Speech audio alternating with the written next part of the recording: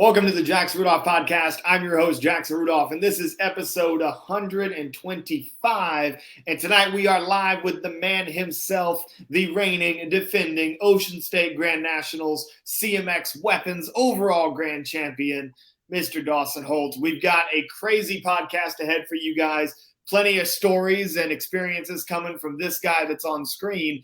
But also, this is a big day in martial arts. We had a Team Paul Mitchell birthday today, so happy birthday shout out to Sebastian Villanueva. Also, big Team Paul Mitchell news, as of course Dawson is a member of Team Paul Mitchell as well, with the rebrand from Team Paul Mitchell Karate to Team Paul Mitchell Martial Arts as a more inclusive term, not using kind of the layman's umbrella term of karate to reference everything, but truly saying that we're a martial arts team. We've got Kempo stylists, Taekwondo, Kung Fu throughout those 36 years. So that's something that I was really proud to help announce today.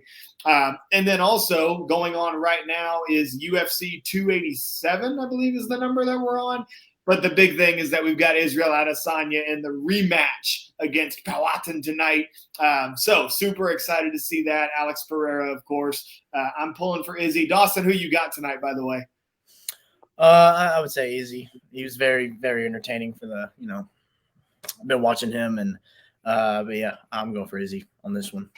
Absolutely. And I know it's a sport karate show, but I've been surprised looking at social media, like the number of people who have turned on Izzy and just acting like he's got no chance to win this fight. When I think it was end of the second round, like he almost had Pereira knocked out in the last fight. And then the bell rang, and then, Pereira came back and obviously deserved to win because he knocked Izzy out in return.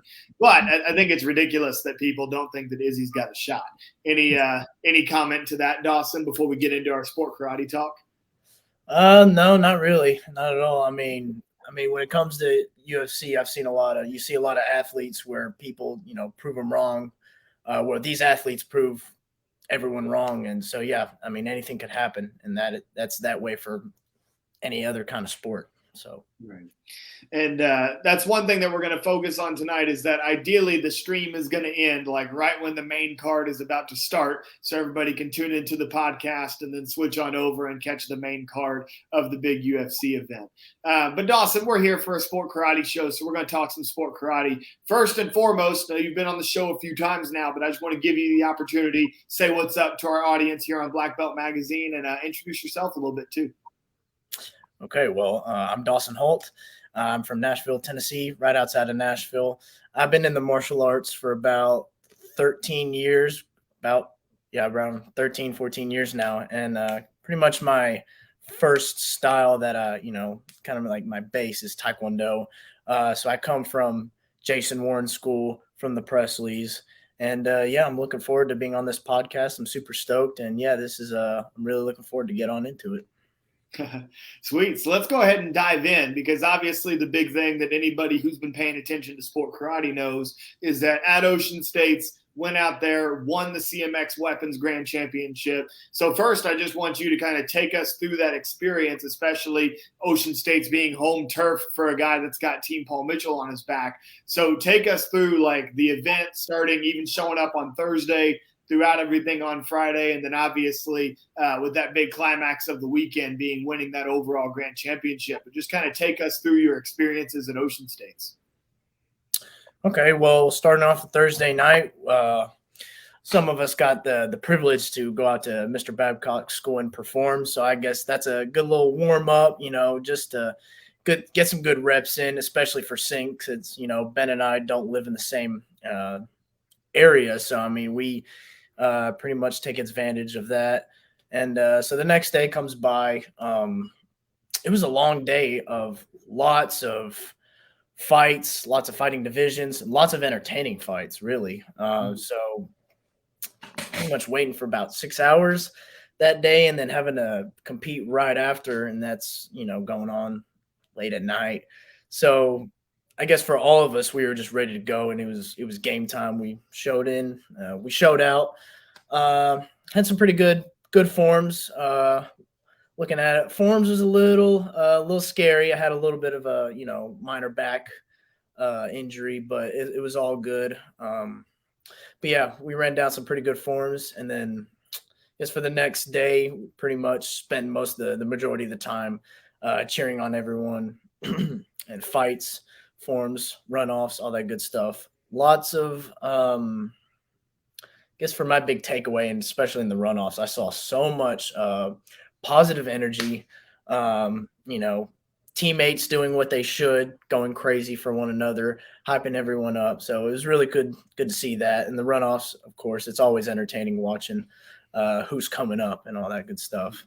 So for the night show comes around, it was a little tough, but I got through it because I had to run traditional weapons and CMX weapons back to back. So I was going second in traditional and then first for CMX. So as soon as I hit the traditional, I had to run off the stage, change, run back on there, do a double sword form. But I mean, on the bright side of everything, I trained for this, so I mean, no sweat. It's all good. Went out there, did a pretty good form, and yeah, that's pretty good. Pretty good tournament. Especially, it's Paul Mitchell, so can't complain. Absolutely. And that's something that I feel like is a detail that we don't want to get missed in the story of this win for you, is that you literally were the last competitor on stage for one division. They came up and threw some T-shirts or something while they were kind of giving you a chance to change your gi. And then you were back on stage as the first competitor for the very next division. And, we run forms back to back in training all the time, but it's different when you've got the adrenaline dump of competing for one overall grand championship and then having to turn around and do it again, literally within 5 or so minutes. That's not easy to do, either mentally or physically, right? So the fact that you were able to go back on stage with double sword, nail a double sword form, makes the win all the more impressive. And an interesting storyline here that we talked about a little bit in the commentary for the CW network. So anybody up in the Northeast, you got to make sure that you tune into the rebroadcast on the CW network with some commentary from myself and Mike Petrarca about all the action. But one thing that we were talking about was rewind back to Chicago, right? First major tournament of the year, aka Warrior Cup. That was going to be your debut of the double sword form. And obviously, we can suffice to say things didn't go according to plan, right? Kind of had a little bit of a mistake leading to a crash and burn with the drops and wasn't the outcome that you had anticipated, right? So tell us a little bit about coming off of that, where you trained for months to get this form ready for the Warrior Cup to try to go and take a Warrior Cup with it. You come up short in that effort because of mistakes, right? And then how do you turn things around to then show up a couple of months later now at Ocean States and then nail the whole form? Tell us about that process. Well, I mean, first thing, double sword was hard work, man. I guess with the outcome of AKA, I mean, you got to remember it's a part of the journey, and especially when watching Damon Gilbert's, Coach Damon's podcast, which I really liked how he said it, is you can't have a testimony without having a test. So again, it's all good. So I had to, I guess my main takeaway about AKA is, a drop is a drop. I guess I just need to just be more confident about it. So I guess next tournament competes, I decided not to do it, just to kind of work at it in silence to make sure I have this down. So I was like, next time if the next time I'm going to do this, I'm going to do it. It's not going to, it's not going to be not going to have a mistake this time. It can't happen again because of AKA. And pretty much, I kind of, after it all happened, I kind of just, okay, I got all the mistakes that happened. So let's just fix that up, take some time, and just have it ready, have it ready for, the next tournament. I was either debating on doing it Ocean States or Battle, but I think the amount of times that I worked it, I just had the supreme confidence. I was like, okay, it's ready. Let's do it. It's game time. Ocean States. So, it's just that simple. Lots and lots of just training the releases and the cuts and all that good stuff. So just hard training pretty much. And I love what you said there, and I think that's so important for young competitors especially to hear, is that you developed the supreme confidence necessary to go up there and hit a hard form, right? Because that's something that I always tell people is, people ask like, oh, how'd you pull off that trick? How do you deal with the pressure? And you've got to get yourself to that point where it's exactly the phrase you just used. You have supreme confidence such that nothing's going to go wrong. Like it should shock and surprise you if something happens. You know what I mean? Sometimes we see people drop and they get frustrated, but they're not surprised by it, right? There's definitely been times that I've been up there competing and I've suffered a drop, and you can see in my facial expression that it's a surprise, right? And that is the level that you want to train yourself to. You want to prepare to the extent that if you drop, you have to sit there for a second and be like, did that just happen? Because in training, you get so consistent that never happens, right?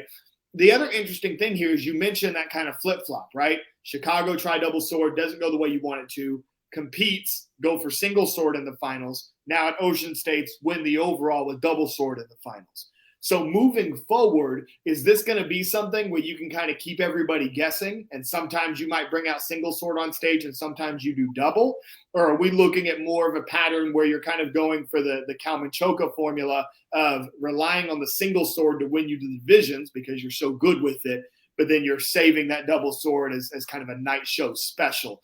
Without giving out too much strategy, what's kind of your general feel there about how you want to use this new tool in your toolbox? Well, I mean, I didn't realize now that you're saying it was a Kalmanchoka formula. I guess more so, I think I've always in the back of my head have wanted to do double sword, for the longest time. So I think, and I wanted to prove that I can do single sword as well. So I think, and I still, it's already been one form, and I want to continue to keep improving and just, keep competing with double sword. And I think, and of course, single sword too. So I think I'm looking at, do single sword Friday night.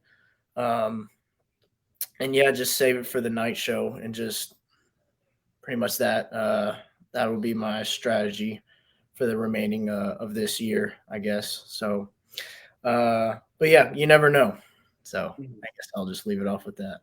Well, and the reason I asked the question is because I think that's the right move, right? Number one, if you're doing something Kalmanchoka was doing, that's probably a good thing, right? Like there's nothing wrong with it being the formula that he used. And that's something that I've said on the show before, is I think that made him even more effective, right? Is that he wasn't reliant on the double sword just to be able to get wins in the ring. He could win in the ring with just single sword and then had that ability to elevate in the finals like his competition simply didn't have, right? You weren't going to see anybody picking up an extra nunchuck or picking up an extra kama to go on stage against Kalman, but Kalman was able to always add that extra element when he would go to the stage, right? So I think that's an element that was so vital to Kalman's success. And so I don't think there's anything wrong with it being the formula that he used if now you're using a similar formula.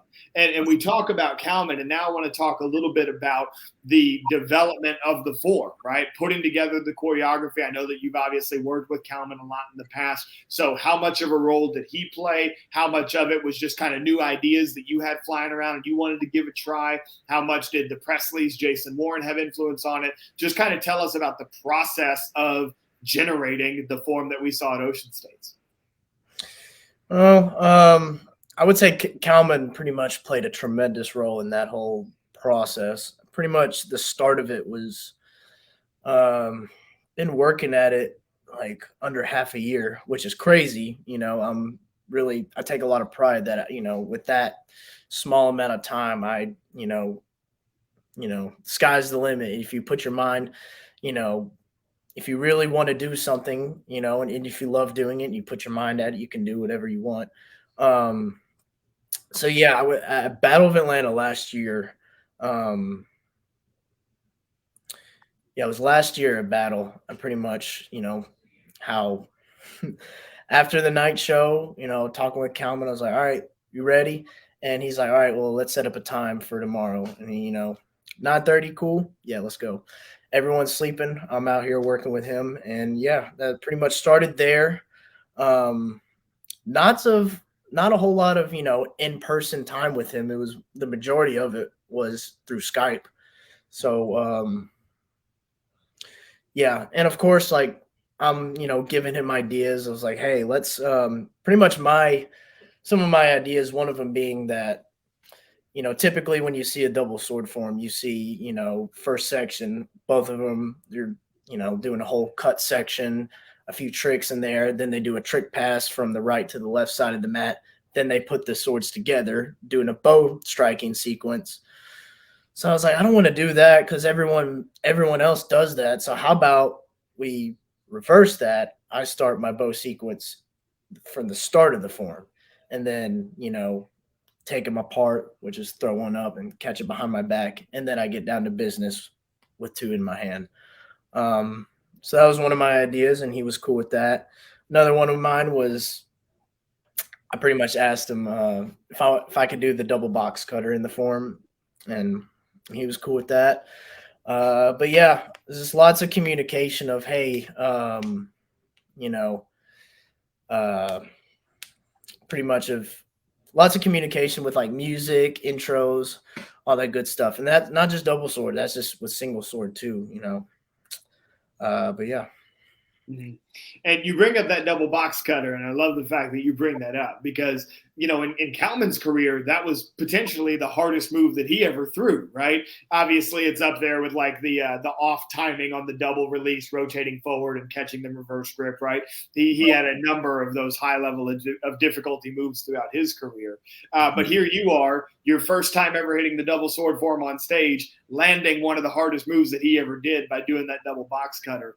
And something that nobody knows that I'm going to share that, the team learned after the show when we were kind of all hanging out with the Team Paul Mitchell guys is you were saying that on that double box cutter, you were prepared to 360 that. You weren't just going to throw both swords, have them rotate sideways, and then catch them. You were going to spin while the swords were in the air, then make the catch. And then just in the moment, you decided not to go for it, which obviously worked out for you. But it's obvious how difficult it would be to 360 that. What I want to talk about is what is that like kind of making that decision in the moment to go for it or not to go for it. I preach it on this show all the time that as a top weapons competitor, if you want to be consistent, you got to be able to adapt to the cards that are dealt, right? Sometimes taking out a move or adding a move based on your competitor's performance, or sometimes based on the way things go in your own form, making those little adjustments. So take us through your headspace and what's going through your mind as you're going into that trick and when in the process is that decision made? Yeah. Well, I couldn't agree with you more on that is to be adaptable. I guess, and it's super important to have a plan B, right? So yeah, and that because I was practicing it, before I was about to compete. I was getting the reps in, so I was feeling pretty good about it. So I guess pretty much what transpired was, the combo where I catch, throw it behind, catch it behind my back, and I have to, while it's in the air, I have to switch the sword to my other hand so that way I catch it with my left. My hand was lower than the grip, so I already knew from that point on, I was like, okay, this right sword is about to, be a little bit further out than the left sword, so that's going to make it risky if I actually do a spin. So last second, I was like, let's just not do the spin, because in the back of my head is also thinking, I'm doing a double box cutter. So if I don't even do a spin, it should, and if I make it turn out the way I anticipated on, making it look, it still should get a pretty good, response, and it did. But yeah, and I couldn't agree with you more on being adaptable, right? And I guess, another prime example, like if you were to, do a move or mess up that, wasn't planning on do it, don't make a face. Don't stop and laugh, don't make a face. Try to pretend like you meant to do that, or, keep moving on, like add a spin behind it so that, you don't make it too noticeable, stuff like that. Try not to, always have a plan B. So. Mm-hmm. For sure. And again, that's something that I've been on my soapbox on this podcast telling people, like, being a great, consistent weapons competitor isn't about being perfect. It's about knowing what to do when things aren't perfect, right? And I think that was a perfect example of that. And like you said, I mean, obviously it got the big reaction. You were able to catch it. And one thing that I want to clarify to all the viewers here is that he's talking about from the time that he caught the release before, and between the time that he caught that release and then through the next one, he made this decision. So we're talking maybe 0.8 of a second to 1 second that he's making this decision that he's not going to do the spin that he's practiced doing over and over and over again, and he's going to do a variation of the move instead. Like, to make that decision in that instant, that is what greatness is about. Like, that's what separates the guys that you see on stage at these World Tour tournaments from the guys who don't make stage, right? Those are the adjustments that the guys who are the best are able to make. And speaking about guys who are the best, pretty good division that you were a part of there, right? You going first, followed up by another teammate, Ben Jones, who ran an awesome bow form in that final. And then going last in the division, the guy that had won 2 overall grand championships in CMX already this year, Esteban Tremblay, another teammate going at the end of the division, right? And it reminded me so much of situations that I had been in with Reed and Cole and Tyler when we would have divisions that would shake out like that. And I'm sure that type of thing kind of ran through you guys' mind as well as you were preparing for it. But my question is that you going first, tell us about how sometimes you might actually like that, right? Because I remember being in those situations and I wasn't necessarily upset if I was going first instead of what everybody typically assumes to be the best position, which is going last. And don't get me wrong, it's awesome to go last. The energy is better. You get to see what your competitors do. You can make more adjustments that's going to increase your chances of winning. Don't get me wrong, going last is good. But there's something about being able to hit the first form of that division and put the pressure on everybody else and let them know, hey, if you don't show up, you're going to lose, right? So tell us a little bit about that mindset and what it felt like for you going first in that situation in such a good division against 2 very, very formidable opponents and teammates. Mm-hmm. Yeah, I guess on that moment, I didn't really have much time to think because I had to change and just run right on the stage. So, but yeah, being first, I mean, you said it best yourself, really. It's all, yeah, you gotta. And I used to tell Ben this in the past. I don't know if he remembers. Like, all right, I'm gonna set the tone. I'm gonna set it up for you guys. All right, but yeah, it has its pros and cons for both being first and being last. Obviously, in like a Friday night division, if you're not seeded, you're probably gonna go first. It's probably gonna be harder for you to win, right? Because the top guys that are seeded, probably gonna, if they hit a really good form, that's already gives them an edge over the others. So, but yeah, I didn't really have a whole lot of too much thought behind it. It's just I just got to go up there and just hit a good form. That's it. So right, for sure. So in that moment, kind of mindless, right? Like you black out and you just go up there and do your thing.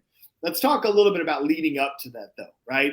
When you're backstage, when you're resting on Saturday afternoon in preparation to go to the show Saturday night, put us in that headspace. What are the things, like what's your pre-finals routine? What are the things that you're thinking about as you're backstage warming up? What are the things that are running through your head?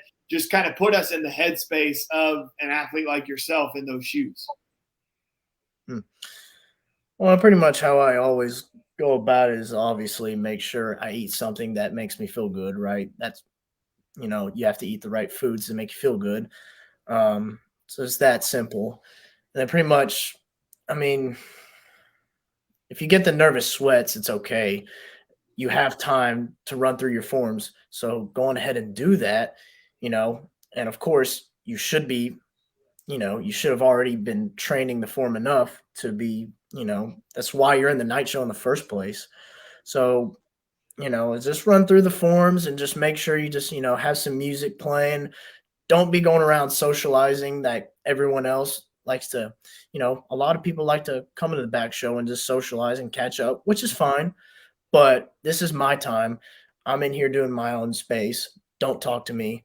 But I mean, I'll still be friendly, of course, but I'm not going to be walking around, socializing all the time.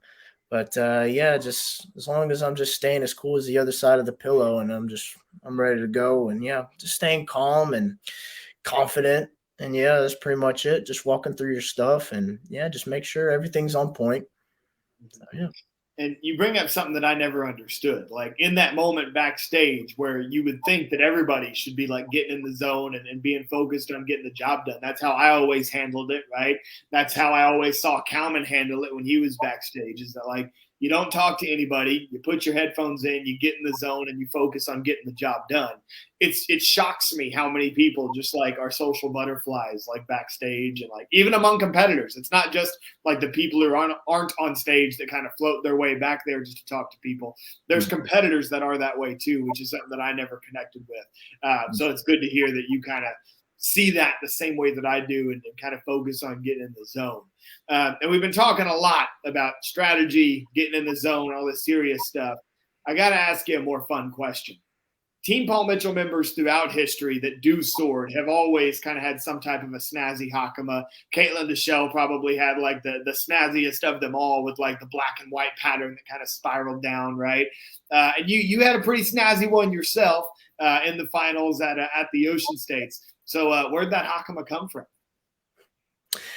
Well, that was made for my grandmother, actually. So she's made two in the past. Well, one other in the past, back when I was on Competitive Edge. She made that one from scratch, and I don't know how she does it, but pretty much for her previous years of why she's so good at that is she used to make clothes for Dolly Parton. So, I mean, I was like, so I've, shown her, previous hakamas such as Caitlin Deshelle. So I had a hakama from Century, and I asked her to kind of do some detailing on that, but not as big as the one from Competitive Edge, because that one was just had a whole lot of material on it, and the material on it, it's reflective, so it's gonna look good under the lights, whatever it does to make me stand out, right? So I just kind of asked her to just, all right, let's make this a little bit more simple and just straight to the point. And yeah, she delivered that, and I'm super happy on the way it turned out, and I've gotten loads of compliments from it. And she is statistically, there is a 0.1% chance of her ever making another one again. But I'm just happy that she finally got one last hakama in, right, as I'm on the team that I'm gonna stay on for as long as I compete. So yeah, shout out to you, grandmother. That's cool. And just kind of casually throwing out there that she made outfits for Dolly Parton. That's just a small little detail of the story. That's so cool. And she's got a talent for making the hakamas. She could make a little business out of it if she wanted to. But anyway, so another thing that we got to talk about in this episode is the nickname, right? If you guys have been watching, you've probably seen it scroll across the bottom of the screen here, right? Everybody calls you Mr. Clean, right? And there have been other Mr. Cleans in sport karate history. Marcel Jones carried that nickname for a time, and obviously I know he's got an influence on your career too.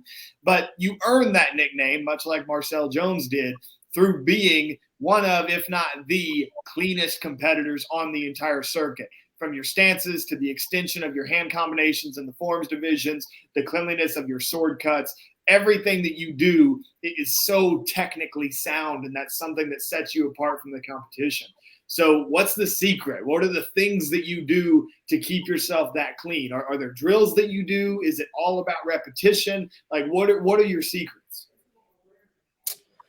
Pretty much all the above. Just drills that you guys have put me through. In all honesty, pretty much a simple chop punch, going through corners in a stance, going through lines, and hyper camps, competitive edge camps. So I mean that drilling process started really early. I guess I learned it as in a young age of why it's so important to have that foundation from Mr. Warren, the Presleys, so many times where Cole Presley, I tip my hat to him because I would say he's pretty much the whole reason. He pretty much started my CMX sword from the ground up. So I would say he kind of helped me figure out my own personal style in a way. And of course, watching, the first martial artist that came to my mind would be Micah Carnes, as far Mm. as perfect everything, and Marcel Jones. Everything is so perfectly detailed. The lines, the chambers, you know. So I learned at a young age that how important that was. I took that training seriously. Um, and yeah, it's that simple. Just lots and lots of just reps, just looking at myself in the mirror, recording myself, watching videos of me compete, and just pretty much breaking everything down from there. And yeah, that's pretty much it. I love it. So getting the right people in your camp, listening to the right people, and then putting in the work, doing the reps necessary to get that good and to stay that clean. So my question on top of that for all the young competitors tuning in, give us an idea of how many reps are you getting a day, whether it's reps of your form or reps of just straight up chop punch drills. Take us through like what is the volume to get to the level that you're at? Mm. On a typical day of training, like as far as like forms training, before I even start training forms, and I'm going through the releases first, training them like 5 to 10 times. Um, and with hands too, walking through the hand combinations and everything before I start going full hard on the forms. But I would say a days without hard training, I'm still walking through the forms pretty much, looking at myself in the mirror, just making sure everything's intact, everything's detailed, every punch, every strike is where it's supposed to be. Um, I don't have a specific number because I don't count. I count. The only reason, I guess, I count it when it feels great. I feel ready, Mm. and yeah, I don't really have a number of times I run through it. You know, I guess when it comes to forms training, like sections, you know, I guess a new strategy, well, I wouldn't say strategy. I guess training sections, first section 3 times, and on the third rep, I would transition from first section to second section. So not only am I training, you know, sections, right, but I'm also training my endurance. So there's that. Um, but yeah, as far as like, you know, trying to, as far as like counting reps in, as far as, trying to clean everything up, I don't really have a number. I just do it until it looks good. I guess I guess I'll put it that. Well, what I like about that is I feel like so many people like search for the magic number, right? Like so many people are like, how many reps do I need to do to make me successful? And like my dad and I were always very regimented about it. I would always do like a set number of reps. But just because I did that many reps doesn't mean that that's the number of reps that everybody needs to be that consistent. Some people might need more, some people might need less, right? And so I love the approach that you have of I'm going to do it until it feels right. I don't care if I've done 10 of them or if I've done 100 of them, but I'm going to do it till it looks the way that I want it to look. And in reality, that might be the best answer, right? Is forget how many reps you do, because if you do 50 of them and they look like crap, then it's not going to help you any, right? And so you got to make sure that you're training it to the level that you want it to be at in terms of how the move looks, how consistent the move is, right? And another thing that I'll add in there is I wasn't focused on how many of like a given release I would catch, but I would focus on how many times do I catch it the same way, right? Because you can catch a weapon 5, 10 different ways based on the angle of your hand, the position on the weapon. With a sword, you've got a little bit smaller margin of error because you've got a very small catch radius on that handle, right? But there's still some variability in how you can catch it, right? So not just making sure that you catch the release every time, but making sure that you're catching it the same way every time is extremely important, in my opinion. Any further comment on that? No, I totally agree. Super valuable. And I tell this to my students too. When they get stuck on like a specific release or a trick, it's like, Dawson, how do you spin with the sword in the air? Or how does Jackson Rudolph do 3 spins?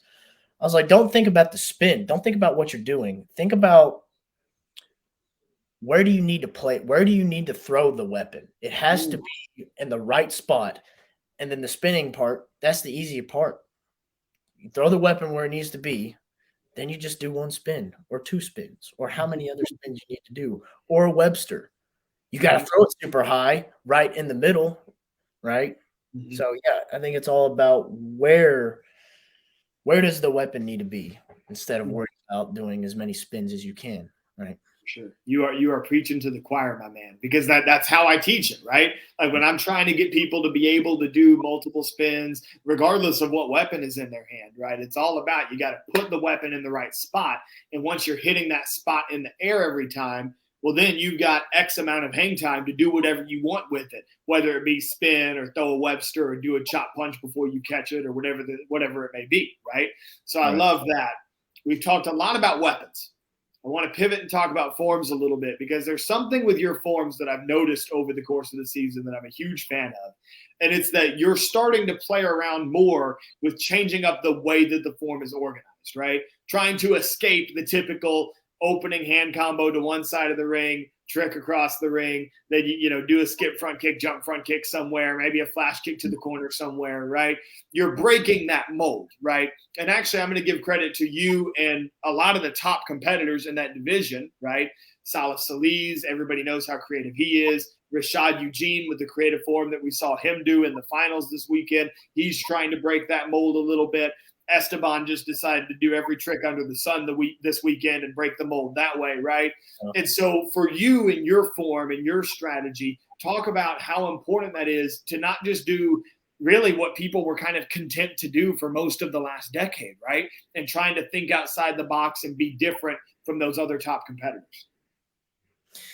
Yeah, well, I guess if I want to look unique and I guess if I want to have a good form, I guess I need to, ask questions, seek guidance. So I went to arguably, if not the best creative hands forms competitor in NASCA, which is Marcel Jones. So I started working with him and learning about, his philosophy and how he approaches forms and what he thinks. And just giving him ideas for for me as well. And he's open to, what do you want to do, Dawson? What can we make a form that looks like you and not me, right? Mm-hmm. I can't do two shuriken cutters in a form like Esteban, right? But I have a pretty good tumbling background. So I started, okay, well, I'm not going to trick from one side to the other. I'm going to start at the corner and then tumble to the corner, right? With some, how I not just do a round off, do something a little bit different, right? So there's that. And of course, increasing the difficulty and the complexity in my hands instead of doing chop punch, rich chop punch, spin, all these,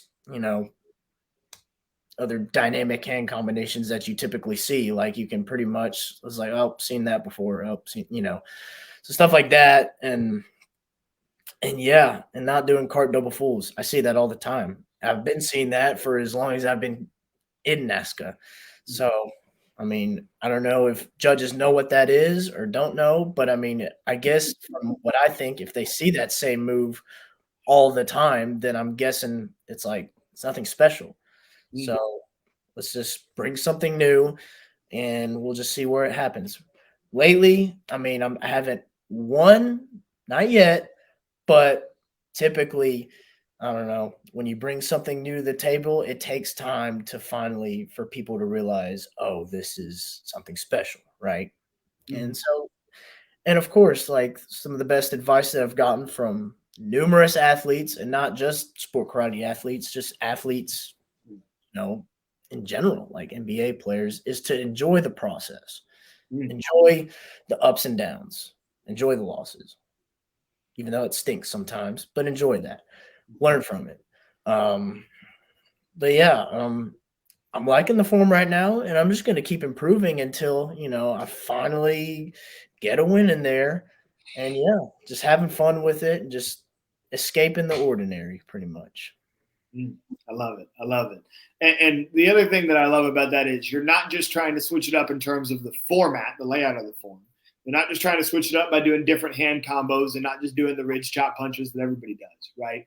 But in your tricking philosophy, you're trying to switch that up too, right? You're using the solid tumbling background that you have, and you're using that to show that you're capable of different things than what your competition is capable of. And I think that men's forms needs that, because I think there was a period in which there was a lot of fighting fire with fire, right? Who can do more gainer switches, who can do more twists before they hit the ground, right? But if you think back to one of the many golden eras of like Paul Mitchell men's forms competitors, right? And you think about the way that Steve Tirada tricked compared to the way that Rudy tricked, compared to the way that Daniel Sterling tricked, compared to the way that Matt Emig tricked, right? Like all of those guys, they all tricked different. Like they weren't all throwing the same stuff. Steve Tirada probably the most different out of any of them, right? But the fact that they were all switching it up relative to each other is what allowed each of them to become successful, right? And there's others in that era as well that you could throw in there. Kim Do from Straight Up, super unique style that extended into his tricking, right? So I think that's something that's really important for young competitors to hear. So the other thing, we talked at the top of the show about the martial arts stuff that's been going on today, at least, right? But I also want to talk about, in the world of sports, we've got the Masters going on. We've had a Masters champion on the show before. Professional golfer Zach Johnson made an appearance on the show, so I definitely recommend you guys go back and watch that episode of the podcast. It was a great one. But with the Masters going on right now, I'm jealous of my dad because he's out there and he saw the last couple of days of the tournament. But I did want to ask you, Dawson, a couple of kind of Masters-themed sport karate questions. So the first one is, the Masters is regarded as the most prestigious golf tournament at one of, if not the most beautiful courses in all of golf, right? And so kind of pivoting that into a sport karate question, thinking over all of the tournaments that you've been to and the experiences that you've had, if you had to identify one tournament as the Masters of sport karate, which one would it be? For a tournament? Yes. Okay. The way I've always viewed, I guess, the top three major NASCAR tournaments, aka being one of them, U.S. Open and the Diamond Nationals. All right, those are the top three like major tournaments that's everyone goes to, and it's such a big deal to win. For me, I would say for the hardest award is the Warrior Cup. Because there's so many rounds that you have to go through, especially if you're a junior, you have to go through, normal like Friday division runoffs. You have to go through the overall. Then you have to go through that to get to the Warrior Cup final. So it's a process that you got to go through. I've won everything else but a Warrior Cup. But so, yeah, I really want a Warrior Cup. Subtle flex. Yeah. So I'm eventually a Warrior Cup's going to be sitting around here somewhere. I don't really know just yet, but yeah, I would say the Warrior Cup would be. I would say it would probably have to be the most difficult. Would you agree on that? Or, I mean, you have. Yeah, I'd say so. I think so. I'll give my take on this question. I think obviously the Warrior Cup is the most difficult of them to get. And I think it's a different level of difficulty in juniors compared to adults, right? You hit the nail on the head. Juniors have to go through so many rounds of competition. But I think that the adult Warrior Cup final is the more difficult single division, right? Because in juniors, by the time you've made it through the gauntlet and you're in the Warrior Cup final, particularly if you're that 14 to 17 male competitor, you are at a bit of an advantage, right? Half of the division you're competing against is going to be 13 and under kids that unless they beat you with the cute factor, they're not going to outspeed, outpower, or out-difficulty you, right? And then obviously sometimes there are some very, very formidable female 14 to 17 competitors that can give you a run for your money. But statistically speaking, those 14 to 17 competitors, male or female, are going to come out on top most of the time. And also statistically speaking, unless your name is Avery Presley, who won the Warrior Cup in forms this year, right? Most of the time, the guy is going to be the one who's able to come out on top there, right? So the actual final round for the juniors, once you've made it there, if you're the right person in the right place at the right time, that division's actually a little bit easier to manage. Whereas if you're in the adult division, then you're up there against typically the way that they format it, every other adult male who won a division, right? The female, the adult female who's already made it through her gauntlet and is the overall grand champion. The senior competitor who's already gone and won the grands, and that division's only gotten better and better in recent years, right? And then typically there's some the traditional weapons winner on the men's side that's already kind of fought their way all the way through to that grand championship. And so the level of talent is like 6 to 8 people deep and is ridiculously strong in the adult Warrior Cup finals. So I think they're both super difficult for two different reasons, right? But if you were going to ask me, what do I think is the masters of sport karate? I actually thought probably a little bit too hard about this, but I would call it the U.S. Open, and not necessarily just because of prestige, because I think, winning an ISK title, winning a Warrior Cup, like that's kind of a toss-up. It depends on opinion, whoever weighs one more over the other, right? But I think of the U.S. Open as the masters for a couple of reasons, right? Talk about an iconic course, right? In Augusta National being the iconic course that the golfers play at. The Warrior Cup has moved to different locations over the years. Diamonds has moved to different locations over the years. U.S. Open, as long as I've been around, has always been the Coronado Springs. And it's a different feeling when you're at that resort compared to whatever hotel you're staying at for another tournament, right? It's a different vibe when you're at the Coronado. And with it being a resort, it's admittedly more beautiful than the other hotels that we stay in for these tournaments, right? And so I do think that in terms of just kind of the aura of Augusta National, the area of U.S. Open kind of has that same aura. The other thing that I like is, people talk about the 11th, 12th, and 13th holes of Augusta National being called Amen Corner because it's the most difficult stretch of the course, and that's often where, big swings are made in terms of who's leading the tournament, who's coming from behind, right? And to me, Amen Corner at U.S. Open is that men's daytime stage or daytime big ring now that they put over in the back corner of the room, and that's the gauntlet that you got to get through to prepare yourself to go to that ISKA stage, right? And Absolutely. So in a couple of different ways, I think that, some of just the archetypes of the Masters, it being at Augusta National, it having Amen Corner, the U.S. Open being at Coronado, having that daytime stage set up. I think that there are some similarities that can be drawn there. And I've got a feeling I know what the answer to the next question is going to be. But obviously, Augusta National and the Masters has the coolest award in all of golf because you win the green jacket, right? In your eyes, in sport karate, I'm going to ask it two different ways. What is, in your opinion, out of all the awards possible, what is the coolest one that you can win? And I have a feeling I know what you're going to say. So my follow-up is, out of all of the ones that you already have in your collection, what do you consider to be the coolest award? Well, yeah, I've already said it, and I don't have it yet. I knew this one. Yep. So, yeah, that would be one of them. I mean, there's, the others like the diamond ring. The 1 year I won as a junior, I didn't get. So that's my one, of course. But diamond ring is pretty cool as well. I would say those two.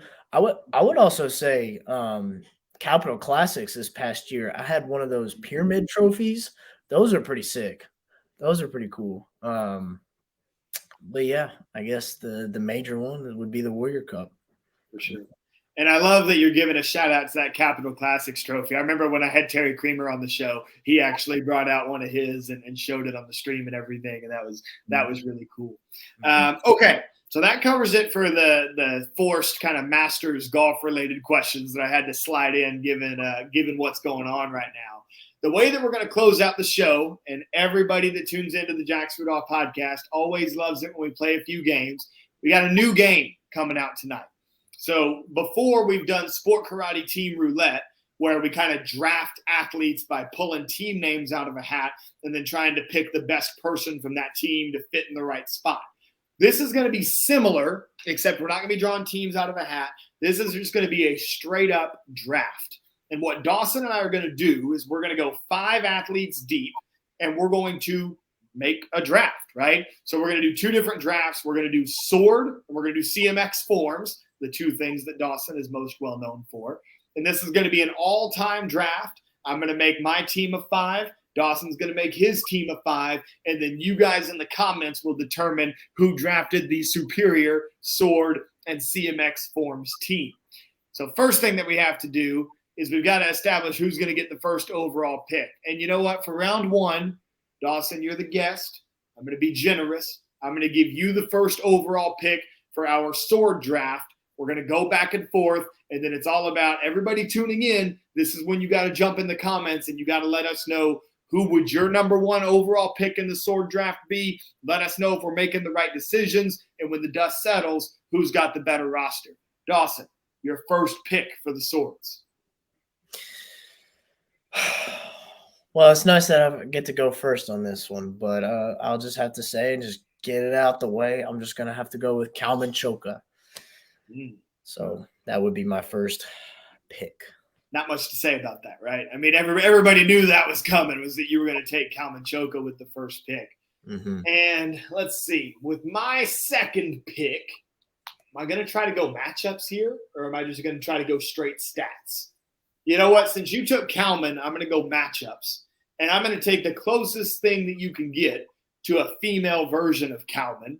And I'm going to take Audrey Donahue with the second overall pick.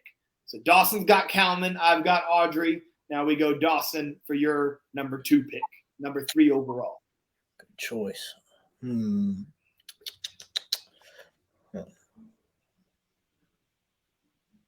I'll have to go with, if we'll play a stat game, I'm going to take Caitlin Deschelle for mine. Man, this is going to be tough to beat now. That's what I was afraid of, because I wanted to take Caitlin at 2. And I was like, but I've also got the Kalman counterpart as a female. So now you got your stats are stacking up against me. You've got female all-time ISKA weapons wins leader with Caitlin. And then you've got Kalman, who won 4 of them things straight in the men's division. So I got a tall task to match up to with my roster. So you got Kalman and Caitlin, probably the 2 greatest of all time. I got Audrey, who by the way, got an ISKA over one of those competitors. Just going to throw it out there. No. My second pick, I'm going to take – who do I want it to? I'm going to flip the script a little bit. I'm going to leave the hard style sword category. I'm going to go pick up a soft style sword real quick. I'm going to go grab Austin Jorgensen in his drunken sword form. That's my second pick.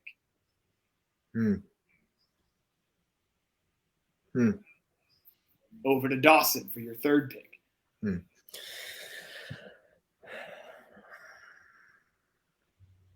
Did Ming Lu do sword? I think she was most well known for her staff. But I mean, I would be surprised if she didn't do sword at any point. I'm not pulling a video up in my head right now. So it's a risky pick. It's a risky pick. Yeah. So off the top, let's not risk that. So maybe off the top of my head, trying to think who all soft style. Oh, you're trying to match the soft style game. I see you. Shout out to Doss. He's in the comments. Oh, did I hear Brendan Hewer? Yeah, Brendan Hewer. Oh man, you're crushing me. You're crushing me in the sword draft. Okay. You've got Kalman, Caitlin, and Brendan Hewer to my Audrey and Austin Jorgensen. Man, I'm struggling out here. Okay. All right. I'm going to go back to playing the stats game a little bit. I'm going to pick up somebody who, since they split the men's overall grand championships into traditional and CMX, I'm going to take somebody who won a heck of a lot of those traditional titles, and I'm going to take Shaheen Jahanbash. Good pick. Nice. All right. So is that it now, or are we transitioning to forms? It sounds like you only want this draft to go 3 deep. Oh, okay. Sorry about that. Yeah, I've never played this game. All right, so two more. Okay. You got 2 more picks. Okay. All right. Calvin, Caitlin, Brendan. All right, give me Josh Corton. Okay. Yeah, it's not even going to be on the comments. Y'all, I've lost this one. I don't think there's any way I can recover this draft. I'm going to follow that up. I'm going to follow that up with some Johnny Liscar. I'm going to take him at my 4. Good one. All right. Trying to think of more sword competitors. My mom has dropped a good one in the comments as far as the traditionalists go. I'm going to give you a hint. Give me a hint. Oh, I thought you could read the comments. So my mom's throwing out Stephen Gross. He's out there. Okay. Jeannie Jones. Jeannie Jones is shouting out Kenzie and Haley as some really good traditional sword female competitors. Absolutely, yeah. Okay. Yeah, I haven't even called on a traditionalist, so let's do that then. I've got one female. Yeah, sure. I'll put another one in there. I'll put Haley in that. Killer format, aka, yeah. I'm good with that. Put Haley in. That's solid. So Dawson's full roster is now Kalman Choka, Caitlin Deschelle, Brendan Hewer, Josh Corton, and Haley Glass, which means it is mathematically impossible for me to win. However, I like my squad. I'm a fan of my squad, okay? Audrey Donahue. Who did I take it to? Did I take Austin Jorgensen at 2? You did. Yeah, Austin Jorgensen at 2. Then I've got Shaheen. I've got Johnny Liscar. Mm-hmm. And I see Jeff Doss throwing out Pinto's name in the comments. I like that. Pinto was great. But I don't want his double sword to have to go up against Kalman's. I think that would be a disservice. So I'm going to go for the man that's on the podcast tonight. I'm taking Dawson Holt at number 5. I'm taking you from your own team. Now you got to come compete for my team. And but yeah, I think that you took me to school with this draft, my man. But hey, you're the swordsman and you got the number 1 overall pick. So, I was fighting an uphill battle. So now let's flip the script. Let's switch over to CMX forms. And you know what? I gave you the first pick. You shut me out. You embarrassed me. You humiliated me. Okay. I'm taking the first overall pick for the CMX forms draft. And I'm gonna take Matt Imig, number 1 overall for CMX forms. Oh boy. This one's going to be tougher because there's so many options. Sword, you kind of had to think real hard to figure out some of the last picks. But this one, there's just so many. Right. All right. So I'm going to select a rival of Matt's in the past, Sammy Vasquez. Ooh, okay. Or rival. Okay. Dawson taking Sammy Vasquez. All right. Okay, so now I gotta take it back old school, right? In my opinion, Matt's the GOAT of CMX forms. Now I gotta go for the GOAT before the GOAT, and I'm taking John Valera with my number 2 pick. Okay. All right. I'm gonna come right back with a old school as well. So give me Carmichael. Carmichael is gonna be my next one, man. Okay, so Sammy and Carmichael, pointing this way. Sammy and Carmichael against Matt and John Valera at my 3. At my 3, I'm gonna go with a personal favorite of mine. I've said on the show before, I consider him to be the GOAT as far as Team AKA goes. I consider him to be the greatest, or at least the most talented Team AKA competitor of all time. And I'm taking Brendan Hewer, who you took for his soft style sword. I'm going to grab him for my CMX form squad.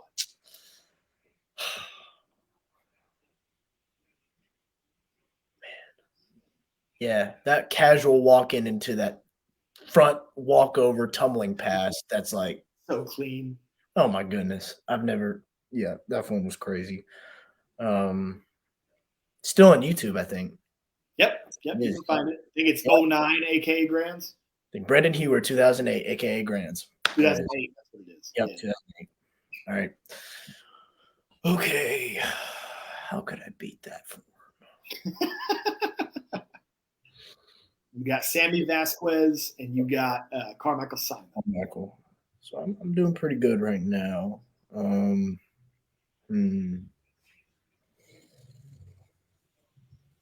right, I'm gonna take Creative Forms GOAT. Put Marcel Jones on there. Ooh, solid pick. That's real solid. Mm-hmm. And as solid as it is, you've opened the door. You've opened the door because you know what? Now I can put two of these athletes together. I get some great team chemistry. I maybe even get an all-time great sync team that I don't think we ever got to see actually compete, but they did plenty of demos. I'm going to take a guy that we have mentioned on this podcast, the cleanest tricker to ever compete in sport karate. Give me Micah Carnes with my fourth pick. I got that team chemistry. I got Matt Emig and John Valera, Paul Mitchell teammates. I got Micah Carnes and Brendan Hewer, a.k.a. teammates. I got all kinds of chemistry going on, Dawson. Right. Okay. Sammy Carmichael. Who's my third pick? Who did I just choose? Marcel. Oh, that's right. Okay. So I got guys that have rivaled against them and have beaten them. So I got to be careful on this one.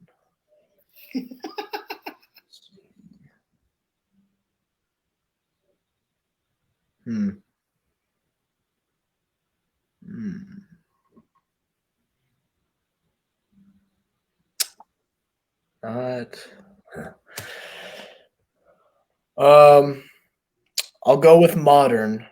I'm gonna go with modern on this one, and it's gonna be different. I'm gonna go with Salif on this one. Ooh, okay.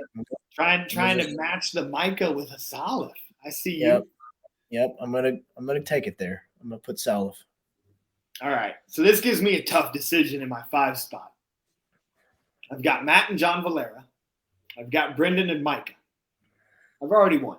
I'm claiming victory. So I get to go for some style points with my 5th pick. What am I going to do with pick number 5? Do I go modern or do I go old school? All right, Dawson, I'm going to let you tell me. You're going to pick the decade of my last pick. You want 90s, you want 2000s, or you want 2010s? Pick the decade of my last pick. I got one for each. Oh man.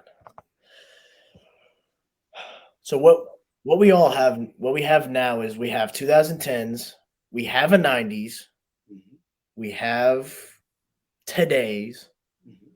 So we have all the 3 already. But I'm telling you, I've got a last pick for every decade. I'm giving you the advantage of you get to pick which decade my last pick comes from. Yeah, go old school. Take 90s. Old school. Surprise. 90s? All right. Okay. 90s. There's no surprise. We've said John Valera. We've said Carmichael. You got to finish out the great triumvirate if you're going to go 90s. Give me Mike Chat. So now my squad, Matt Emig, John Valera, Brendan Hewer, Micah Carnes, Mike Chat. It's over. It's over. But hey, respectfully, I'll let you have your last pick. I will come back with old school as well. So I'm gonna select Jimmy Pham. Ooh, respect. I respect that pick. So hey, here's the thing. Like, even though it seems that in both of these drafts, right, we don't even have to look at the comments to understand there's probably a clear winner just because of the way things went with the first couple of picks on both sides. But the other roster that was selected was really solid both times. Like, we got a chance to shout out Audrey Donahue, Austin Jorgensen, Johnny Liskar, Shaheen, and yourself is who I took at 5, right? And then on your side, take us through that roster that you just built for CMX Forums, because there's some names on there that everybody should be going on YouTube and looking up. Okay. Sammy Vasquez, going back, him and Matt Emig had a war going on. So, yeah, they would just go back and forth. Sammy Vasquez, excellent tricker back in his day. He was on Straight Up, I believe. Okay. So then a lot of people don't remember that because he never kept his uniform on. Right. All right. So my second pick, it was Carmichael. I mean, if you guys don't know who Carmichael is, like, the most creative competitor of all time, potentially. Right? I mean that's a big claim, but it might be the truth. Right. I mean, bro walked out and did the super combo, the first long combo, and freaked everyone out. So yeah, Carmichael. And a random fact that you've told me in the past is Carmichael. I mean, majority of his career, I mean, that he competed the most is as a junior. So when he came to the adults, he was off the already beating Chat Valera just as soon as he just walks in. So I mean, that's pretty goated right there. Um, and Marcel Jones, of course. I mean, wicked creative, freaking creative. I mean, and he's so detailed to the T. Like every finger is where it should be. And like his creative style and his tricking ability. Like, I mean, his illusion twist too. So basic. Oh my goodness. It was like, golly. Yeah, so definitely another person that highly recommend. Go on YouTube, watch him. Those are some solid forms you'll find from him. Then my fourth pick, did I choose Solif for my fourth pick? I believe so. Yeah. So for people in today's age, you guys should know who Solif is. He's one who in the adult division, changed it up. It's not like an average, format as you see everyone else do. It's different, right? And then for my last pick, Jimmy Pham, old school. Yeah, didn't compete a whole lot in the adult division, right? Yeah, I think he went off to college was the big thing. I think he went to UCLA and then he just kind of like moved on, which was kind of the thing to do back then. I mean, there wasn't a whole lot of, unless you were going to go and make movies, there wasn't a whole lot of money to be made in sport karate. Still isn't. But Jimmy was one of those guys that, figured out like, hey, I need to go to college. And that's what he did. Yep. So old school competitor right there. So, yeah. Cool. Fan. So, hey, fans of the Jackson Rudolph podcast, y'all be on the lookout for more drafts coming up at the end of shows. I know that you guys love it when we play some games, do some 20 questions. Now you're going to see some drafts make it into the mix. We're going to try to keep up some fun stuff like this rolling. And it also gives us an opportunity to highlight some great competitors. And all those names that you just listened to, you could go ahead and YouTube search those as soon as this show ends. I want to see Jeff Doss throwing in his 2 cents. He says, I think those two teams could go back and forth depending on where we are and the judges. So maybe a little bit of home cooking for one side or the other, depending on where we're at for those teams. But yeah, I mean, that's a really solid matchup. And again, makes this game so much fun. And that's something we're going to keep playing on the show. But Dawson, man, thank you so much for taking the time to come on the podcast tonight, talk some shop, reminisce a little bit about that big win you had at Ocean States. Any closing thoughts for the audience here tonight? Again, thank you for having me on the show. It's an honor, really. And that's nice. Thank you so much. I appreciate that. It's humbling. But yeah, I'm super excited to, be on the floor again. So you're gonna see some more double sword, and it's going to be great. It's going to be a good rest of the year. And yeah, I'm looking forward to Battle of Atlanta. I love it.